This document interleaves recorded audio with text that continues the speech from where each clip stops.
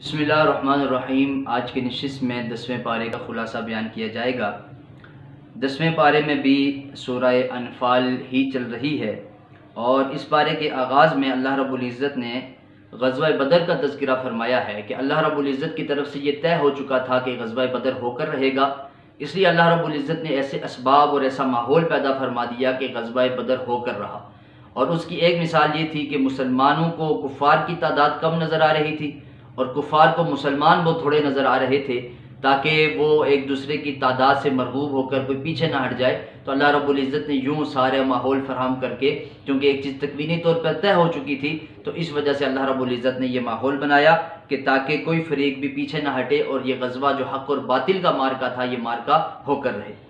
پھر اللہ رب العزت نے غزوہ بدر میں مسلمانوں کی جو کامیابی تھی اس کے 5 اسباب ذکر فرمائے کہ ان 5 وجوہات کی بنیاد پر مسلمانوں کو کامیابی حاصل ہوئی، اور وہ 5 اسباب وہ ہیں کہ جو روحانی اسباب ہیں، جو مادیت کے ساتھ تعلق نہیں رکھتے۔ سب سے پہلی چیز ثابت قدمی ہے کہ ثابت قدمی مسلمانوں نے دکھائی، جس کی وجہ سے اللہ رب العزت نے انہیں کامیابی عطا فرمائی۔ دوسرا فرمایا کہ کثرت سے اللہ رب العزت کا ذکر، کہ اللہ رب العزت کے ذکر سے انسان کے دل کو تقویت ملتی ہے، انسان کو حوصلہ ملتا ہے، اللہ رب العزت کی ذات پر اعتماد اور بھروسہ بڑھتا ہے، اور انسان کے اندر شجاعت اور بہادری پیدا ہوتی ہے۔ نمبر 3، آپس کے اختلافات سے بچنا۔ یقیناً جہاں پر آپس کے اختلافات پیدا ہو جائیں تو وہاں پر پھر بیرونی کسی دشمن کی ضرورت باقی نہیں رہتی، اور نہ ہی بیرونی کسی دشمن سے انسان مقابلہ کر سکتا ہے۔ اور نمبر 4، تکبر اور ریاکاری سے بچنا، کیونکہ اللہ رب العزت کو تکبر اور ریاکاری پسند نہیں ہے، اس لیے بدر میں جو مسلمان تھے چونکہ وہ اس تکبر اور ریاکاری سے بالکل پاک تھے، تو یہ بھی ان کی کامیابی کا ایک سبب تھا۔ اور نمبر 5، مصائب اور تکالیف اور مشکلات پر صبر کرنا، کہ مسلمانوں کے پاس نہ تلواریں ہیں، نہ گھوڑے ہیں، پاؤں میں پہننے کے لیے جوتے نہیں ہیں، اس کے باوجود ان مشکلات پر مسلمانوں نے صبر کیا، ثابت قدمی دکھائی، اللہ رب العزت سے تعلق مضبوط رکھا، تو اللہ رب العزت نے ان 5 اسباب کی بنیاد پر مسلمانوں کو فتح عطا فرمائی۔ اور یہی 5 اسباب اگر مسلمان کسی بھی مارکے میں اختیار کریں تو اللہ رب العزت ان کو فتح عطا فرمائیں گے۔ پھر اس کے بعد اللہ رب العزت نے مادی طور پر بھی جہاد کی تیاری کا حکم دیا، کہ جس طرح تم روحانی طور پر اپنے آپ کو تیار کرتے ہو، اللہ کا ذکر کرتے ہو، اللہ سے دعاؤں کا اہتمام کرتے ہو، اللہ پر اعتماد اور بھروسہ رکھتے ہو، اس طرح دنیاوی طور پر بھی، مادی طور پر بھی تم کفار سے مقابلے کے لیے تیار رہو۔ فرمایا وَأَعِدُّوا لَهُم مَّا اسْتَطَعْتُم مِّن قُوَّةٍ وَمِن رِّبَاطِ الْخَيْلِ، کہ دشمن کے خلاف اپنی قوت اور طاقت کو ہمیشہ سے تیار کر کے رکھو، اور جہاد کے لیے اسلحہ ہے اور اسی طرح دیگر جو جہاد کا ساز و سامان ہے اس کو ہمیشہ اپنے پاس تیار رکھو۔ اور پھر اس پارے میں سورہ انفال کے بعد سورہ توبہ کا آغاز ہوتا ہے۔ اس سورت کو سورہ توبہ بھی کہتے ہیں اور سورہ براءت بھی کہتے ہیں۔ براءت اس وجہ سے کہتے ہیں کہ اس پارے کے آغاز میں مشرکین سے اللہ رب العزت نے براءت کا اظہار فرمایا، بیزاری کا اظہار فرمایا ہے۔ اور توبہ اس وجہ سے کہتے ہیں کہ اس پارے میں وہ 3 صحابہ کرام کی جو غزوہ تبوک میں شرکت نہیں ہو سکے تھے، تو ان کی توبہ اور اس توبہ کی قبولیت کا اللہ رب العزت نے ذکر فرمایا، تو اس وجہ سے اس سورت کو سورہ توبہ بھی کہا جاتا ہے۔ اور اس سورہ مبارکہ کے شروع میں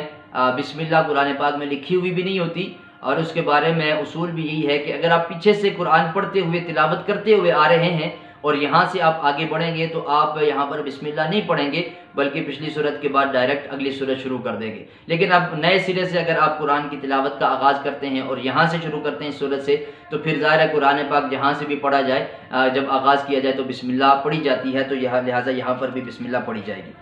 پھر اس سورہ مبارکہ کے آغاز میں مشرکین مکہ کے جتنے بھی معاہدات تھے مسلمانوں کے ساتھ، ان معاہدات کو ختم کر دیا گیا، اور 4 مہینوں کی ان کو مہلت دے دی گئی کہ 4 مہینوں کے اندر تم جزیرہ عرب سے نکل جاؤ۔ اگر آن ہو جاتے ہو تو بہت اچھی بات ہے، نہیں تو تمہیں یہاں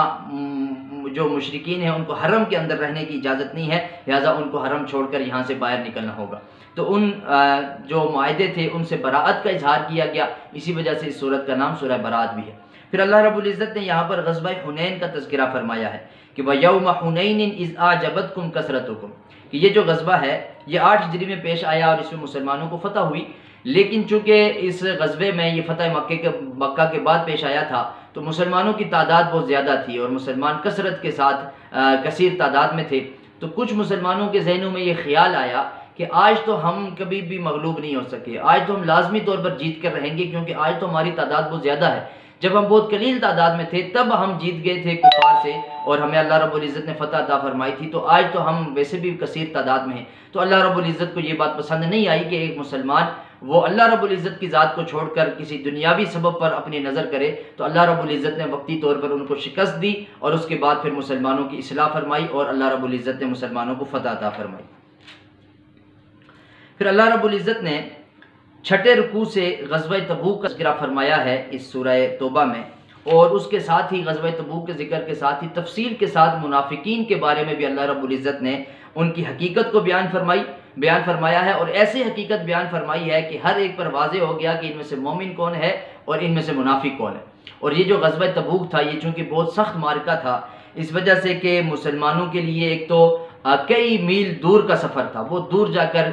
کفار کے ساتھ مقابلہ کرنا تھا، سخت گرمی کا موسم تھا، جو راستہ تھا وہ ریتلی زمین تھی، صحرا تھا، گرمی بہت زیادہ تھی، سواریوں کی مسلمانوں کے پاس کمی تھی، یہاں پر جو اپنا علاقہ تھا وہاں پر پھلوں کے پکنے کا موسم تھا، تو یہ سارے مسائل کا شکار تھے مسلمان۔ تو اس وجہ سے اس میں صرف وہی لوگ شامل ہو سکے جو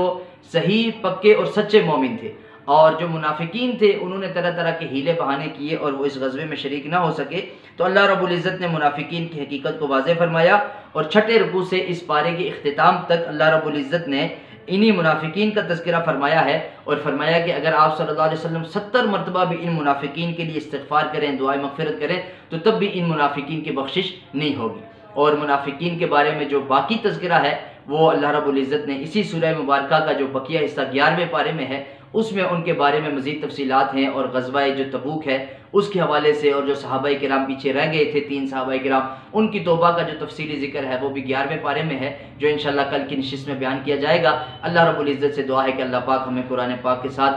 تعلق نصیب فرمائے، قرآن پاک کی سمجھ عطا فرمائے، اور قرآن پاک پر عمل پیرا ہونے کی توفیق عطا فرمائے۔ وآخر دعوانا ان الحمد للہ رب العالمین۔